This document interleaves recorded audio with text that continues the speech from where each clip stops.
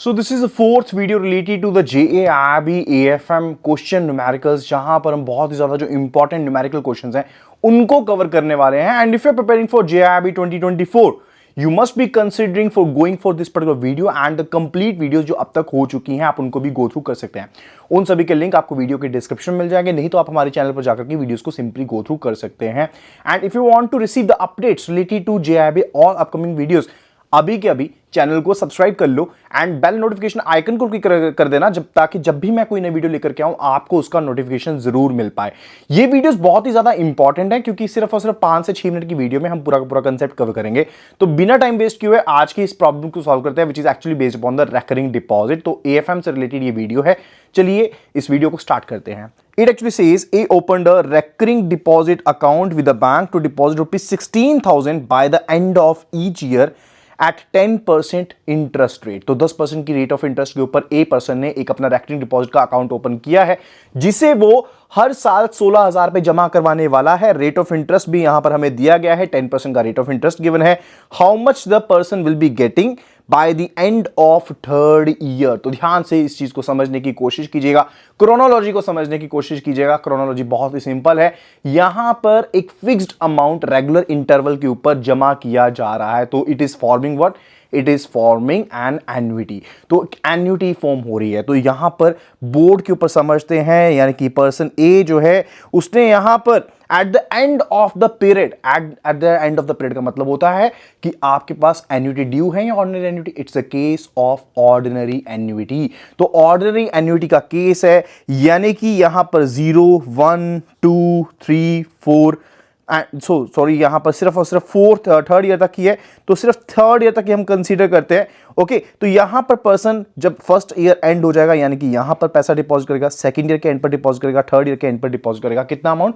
16,000 rupees का amount. सो हमारा जो कैश फ्लो होगा यहां पर, यानी कि सी की जो वैल्यू है वो है यहां पर 16,000 रुपीज की. एंड यहां पर आई की वैल्यू जो है वो दी गई है 10% पर एनम की. तो क्या इसको पर मंथ में चेंज करने की जरूरत है? नो. अगर कहा जाता कि पर मंथ डिपॉजिट करवा रहा है तो उसके केस में आप पर मंथ में इसको डिवाइड करते, कन्वर्ट करते, लेकिन अभी के लिए इसको कन्वर्ट करने की कोई भी जरूरत नहीं है.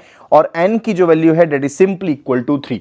तो यहां पर जो फ्यूचर वैल्यू है वो आपने कैलकुलेट करनी है, क्योंकि हमने ये पता लगाना है कि 3 साल के बाद पर्सन को कितना पैसा मिलेगा. तो यहां पर सिंपल सा formula future value of ordinary annuity का फॉर्मूला यूज होगा, that is c into 1 plus i raise to power n minus 1 divided by i.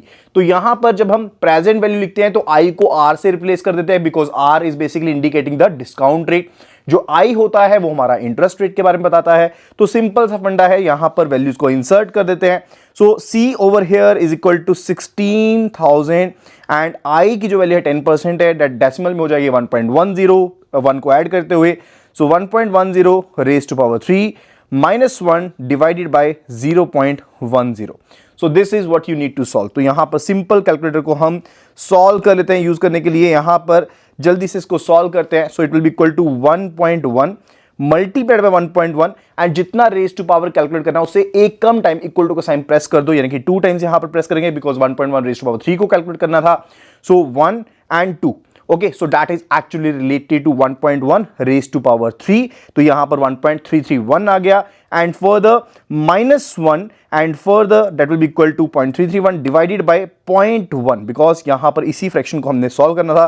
तो ये 3.31 हो गया एंड इसको मल्टीप्लाई कर देंगे हम जो पैसा आप हर साल जमा करवा रहे हो, यानी कि सी की वैल्यू से, यानी कि 16,000 से. So this would be equal to 52960. So answer जो यहां पर हमारे पास बनेगा दैट इज 52960.